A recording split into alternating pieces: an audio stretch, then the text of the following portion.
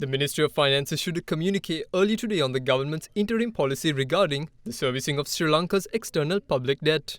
According to the communique, the government has taken the decision to temporarily suspend the servicing of its external debt leading up to the 12th of April.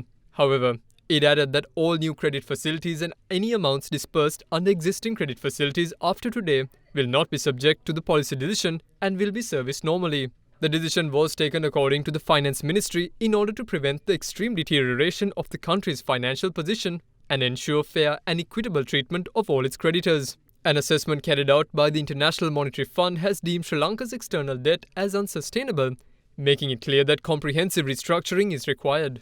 As such, the government's policy decision will apply to 4 categories of external debt.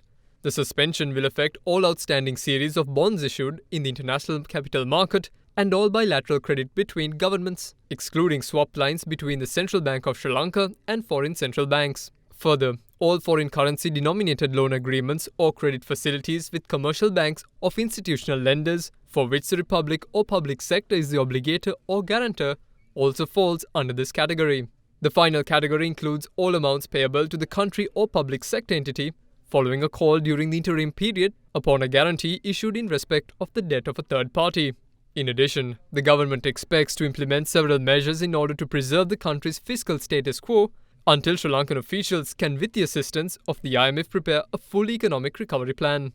To this end, the government expects to advance discussions with the IMF on an economic adjustment program and to post on the website of the Ministry of Finance all debt sustainability analysis and similar assessments prepared by the staff of the IMF or Sri Lankan officials. They also expect to engage in good faith discussions with bilateral and commercial creditors regarding the features of a comprehensive external debt restructuring plan that is in line with the requirements of IMF-based economic adjustment program. Finally, they also expected to be guided in the design and implementation of the external debt restructuring program by the principles of intercreditor equity with full transparency. Meanwhile, a media briefing was held later today to explain what the Ministry and the Central Bank of Sri Lanka expects from its policy decision. We have come to a situation we have no other choice but to have what they call preemptive negotiated default instead of hard default, which would be the worst situation that we might face going forward.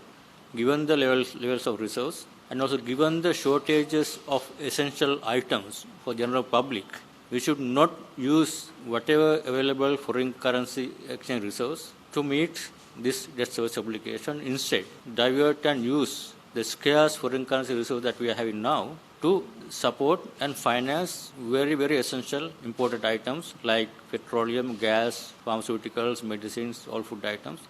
I would expect the pressure on the currency to depreciate further should be stabilized because now we are taking important part of demand out of the market. And also one other important direction we from the central bank issued today to the financial market is that mandated conversion of 50% of export proceeds. That was reduced to 25%.